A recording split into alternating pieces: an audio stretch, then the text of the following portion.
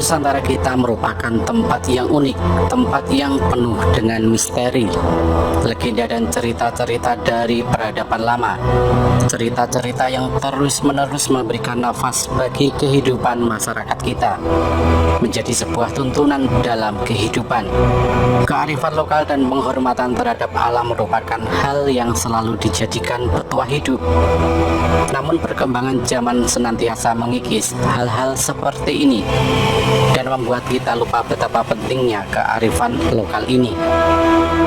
Dan berikut merupakan sebuah cerita mengenai Nusantara yang selalu diliputi oleh legenda dan mitosnya, yakni sejarah tentang Sabdo Palon dan Mbah Petruk. Ketika pertama Islam masuk ke tanah Jawa, tidaklah semulus yang orang sangka. Sebab tanah Jawa sudah ada manusia, juga ada bangsa jin yang menganut kepercayaan kuno. Ada yang menduga mereka adalah penganut Hindu dan Buddha, yakni agama yang pada saat itu berkembang. Namun banyak yang menduga mereka adalah penganut kepercayaan Jawa kuno. Mereka ini dipimpin oleh Sabdo Palon. Karena paham mereka yang berbeda, maka ketika Islam masuk disambut dengan peperangan. Bukan peperangan sembarang perang, namun perang mistis, perang ilmu-ilmu gaib. Sehingga tidak sedikit ulama Islam yang dikirim dari Mesir gugur dalam peperangan mistis tersebut. Dalam wadah kasar mereka tewas karena tersapu gelombang pasang, semacam tsunami dan sebagainya. Perang itu berlanjut dengan banyaknya jatuh korban di kedua belah pihak. Maka diutuslah Syekh Subagir, ulama asal Persia atau Iran yang dikenal ahli ilmu gaib dan bisa melihat bangsa jin. Dengan kedatangan Syekh Subagir, benteng pertahanan Sabdo Palon yang super ketat dapat ditembus, dan banyak bangsa jin atau manusia pengikut Sabdo Palon yang binasa. Melihat keadaan yang tidak menguntungkan itu, Sabdo Palon mengadakan gencatan senjata. Dia mengajak Syekh Subagir berunding dan menghentikan perang. Syekh Subagir menerima ajakan tersebut dengan tangan terbuka, karena dia juga melihat jalan perundingan jauh lebih baik daripada melanjutkan pertempuran yang tidak ada gunanya. Kemudian terjadilah kesepakatan antara Syekh Subagir dengan Sabdo Palon. Isi kesepakatan itu antara lain, Islam boleh berkembang atau disebarkan di tanah Jawa, tetapi tidak boleh dilakukan dengan pemaksaan. Islam harus menghormati dan menghargai budaya, adat istiadat setempat. Islam tidak boleh memaksa orang yang berbeda keyakinan untuk memeluk agama baru tersebut. Dan kalau orang Islam yang memimpin atau jadi pemimpin harus mengayomi semua orang, semua agama dan semua kepercayaan, dan menjunjung tinggi kearifan lokal. Dan sejak saat itu Sabdo Palon bersama pengikutnya, termasuk Mbah Petruk Moksa, mereka hilang dari pandangan umum dan tidak mudah dilihat oleh manusia biasa. Hanya mereka yang memiliki kelebihan dan paham ilmu gaib yang dapat melihatnya. Sebelum menghilang, Sabdo Palon sempat berpesan kepada Syekh Subagir bahwa suatu ketika dia, Sabdo Palon atau pengikutnya Mbah Petruk akan kembali menunjukkan jati dirinya kalau pemimpin negeri ini tidak amanah, tidak mencintai rakyat, hanya berbuat untuk kesenangan dirinya dan kelompoknya saja, sementara membiarkan rakyat dalam kesengsaraan dan penderitaan. Kemunculan Sabdo Palon dan para pengikutnya Mbah Petruk untuk menagih janji, sekaligus mengingatkan agar para pemimpin negeri ini segera sadar, ingat rakyat dan ingat bangsa. Kalau tidak, selain akan banyak lagi bencana yang akan melanda negeri ini, mereka para pemimpin pada gilirannya juga akan menerima bencana. Bahkan bencana yang akan menimpa mereka lebih dahsyat, lebih mengerikan dan menakutkan. Inilah serat Sabdo Palon, penguasa gaib tanah Jawa. Serat yang pertama, Podo siro ngelingono carito ing nguni-uni kang kocap ing serat babat-babat nagari Mojopahit nalika duki nguni Sang Abrawijaya Prabu Pansamyo pepanggihan kalian jeng Sunan Kali Sabdo Palon Noyo Kinggong Rencangiro. Ingatlah kalian semua akan cerita masa lalu yang tercantum di dalam babat sejarah babat negara Majapahit. Ketika itu Sang Prabu Brawijaya tengah bertemu dengan Kangjeng Sunan Kalijaga ditemani oleh Sabdo Palon dan Noyo Genggong. Serat yang kedua, Sang A Prabu Brawijaya Sabdaniro Arumanis nuntun dateng Punokawan Sabdo Palon. Paran karsi jeneng ingsun sapuniki wis ngrasuk agama Rasul. Ta kakang manira meluwa agama suci, luweh becik iki agama kang mulya. Sang Prabu Brawijaya berucap dengan lemah lembut, mengharapkan kepada kedua Punokawan atau pengiring dekatnya. Tapi Sabdo Palon tetap menolak.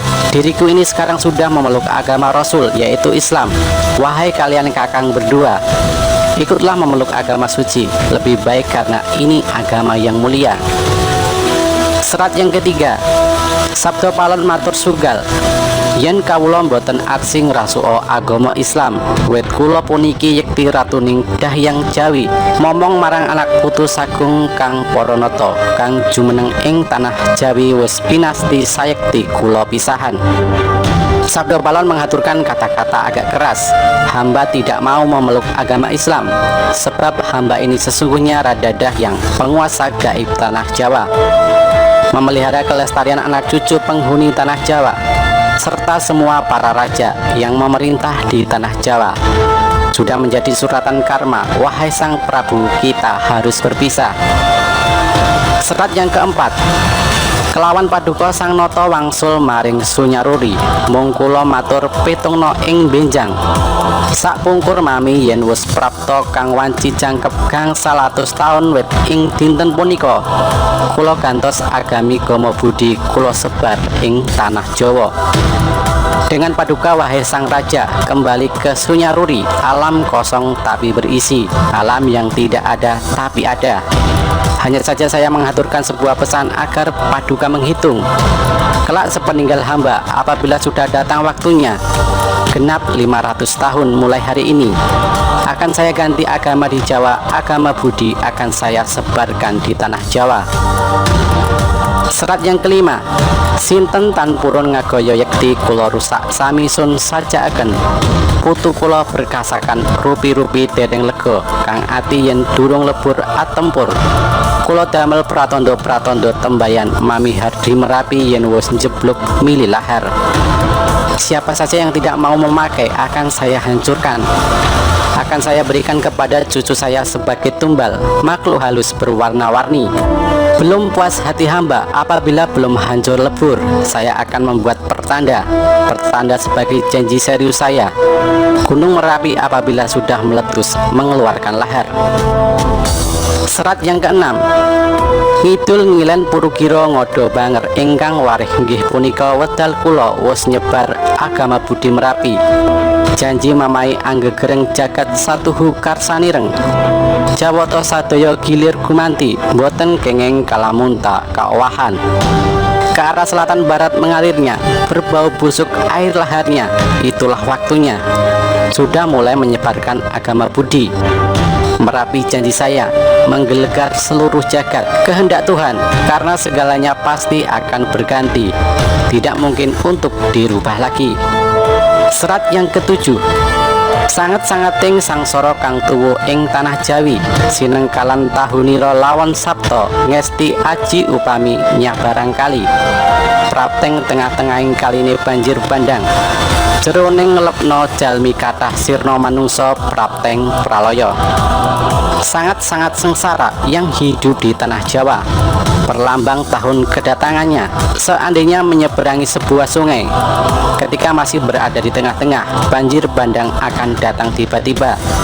Tinggi air mampu menenggelamkan manusia, banyak manusia sirna karena mati. Sabdo Palon dan Noyo Genggong adalah penuntun gaib yang mewujud. Beliau berdua senantiasa hadir mengiringi raja-raja Jawa zaman Hindu-Buddha. Beliau berdua pergi meninggalkan tanah Jawa semenjak keruntuhan Majapahit pada tahun 1400 Saka atau 1478 Masehi. Terkenal dengan Surya Sangkala yang sangat populer di Jawa, yaitu Sirna Ilang Kertaning Bumi. Kalimat Kertaning Bumi diambil dari nama asli Prabu Brawijaya Pamungkas, yaitu Raden Kertabumi. Janji kedatangan beliau berdua diucapkan di Blambangan ketika Majapahit hancur diserang oleh pasukan Demak Bintoro. Prabu Brawijaya meloloskan diri ke arah timur, hendak menyeberang ke Pulau Bali, namun masih bertahan sementara di Blambangan atau Banyuwangi sekarang. Raden Patah, pemimpin Demak Bintoro, merasa bangga telah menghancurkan Majapahit yang dia anggap sebagai negara kafir. Serta-merta setelah mendengar kabar berhasil dikuasainya Majapahit oleh tentara Islam, Raden Patah datang dari Demak ingin melihat langsung keadaan Majapahit yang berhasil dihancurkan.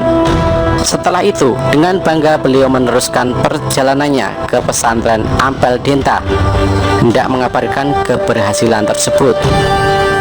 Namun ternyata Nyi Ageng Ampel, istri almarhum Sunan Ampel, malah mempersalahkannya.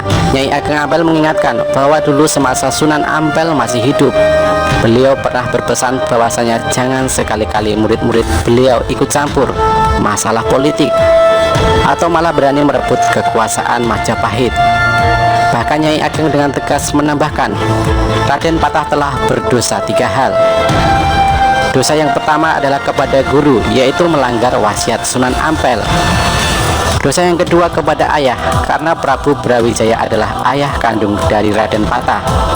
Dosa yang ketiga adalah kepada raja, karena raja adalah imam, tidak boleh dilawan tanpa alasan yang benar.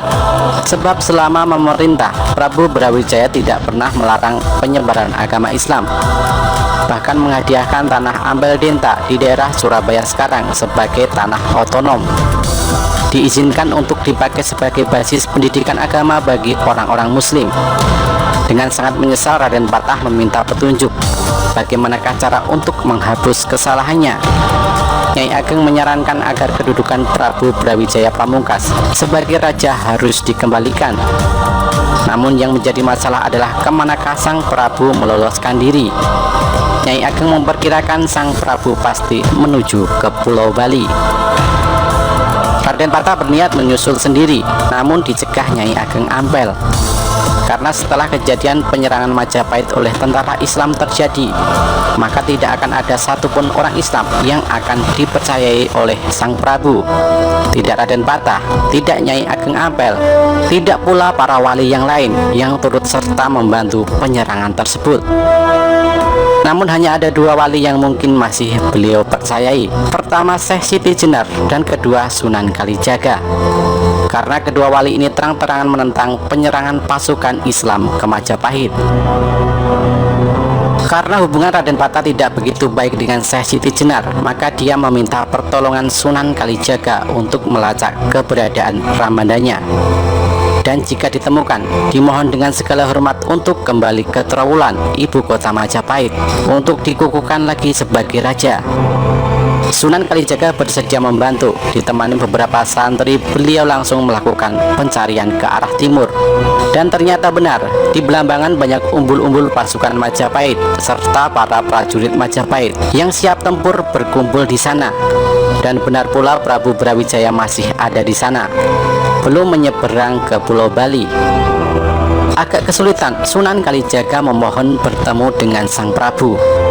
Namun karena sang Prabu tahu betul Sunan Kalijaga yang seringkali beliau panggil Syahid itu menurut pasukan sandi atau intelijen Majapahit, Sunan Kalijaga bersama pengikutnya sama sekali tidak ikut dalam penyerangan ke Majapahit.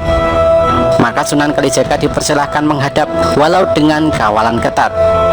Disinilah dialog Serat Sabdo Palon terjadi. Sang Prabu Brawijaya ditemani Sabdo Palon dan Noyo Ginggong dihadap oleh Sunan Kalijaga beserta sesepuh Majapahit yang kebetulan bersama-sama sang Prabu hendak menuju ke Pulau Bali, menyusul beberapa masyarakat Jawa lainnya yang lebih dahulu melarikan diri ke sana. Mendengar penuturan Sunan Kalijaga, sang Prabu luruh hatinya, karena sejatinya sang Prabu kini tengah menggalang kekuatan besar untuk merebut kembali tahta dari tentara Islam. Tidak bisa dibayangkan apabila itu terjadi, karena pendukung sang Prabu Brawijaya masih banyak tersebar di seluruh Nusantara. Pertumpahan darah yang lebih besar pasti akan terjadi. Putra-putra Prabu Brawijaya masih banyak yang berkuasa dan mempunyai kekuatan tentara yang besar, seperti Adipati Handayani IV di Pengging, Lembu Peteng di Madura, Bondan Kejawen ditaruh, dan masih banyak lagi. Sunan Kalijaga meminta agar pertikaian dihentikan, dan sudilah kiranya Sang Prabu kembali memegang tampuk pemerintahan. Prabu Brawijaya menolak, karena jikalau itu terjadi, maka beliau akan merasa terhina oleh putra selirnya sendiri, Raden Patah, yang lahir dari putri Cina Engkian dan dibesarkan di Palembang dalam asuhan Adipati Arya Damar atau Swan Liang. Bagaimana tidak, seorang ayah harus menerima tahta dari anaknya sendiri. Memalukan. Ketika perundingan menemui jalan buntu, maka Sunan Kalijaga mengusulkan agar beliau dengan kebesaran jiwa mau memeluk Islam.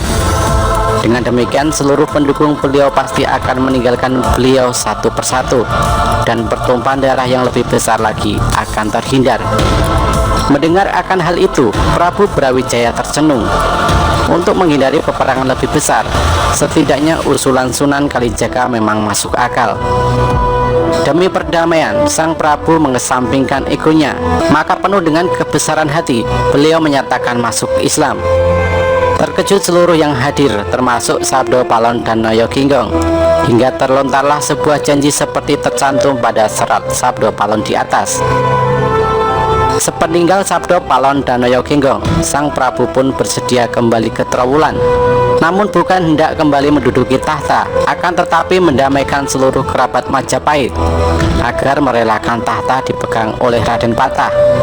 Dalam perjalanan pulang inilah Sunan Kalijaga meminta bukti ketulusan Sang Prabu dalam memeluk Islam.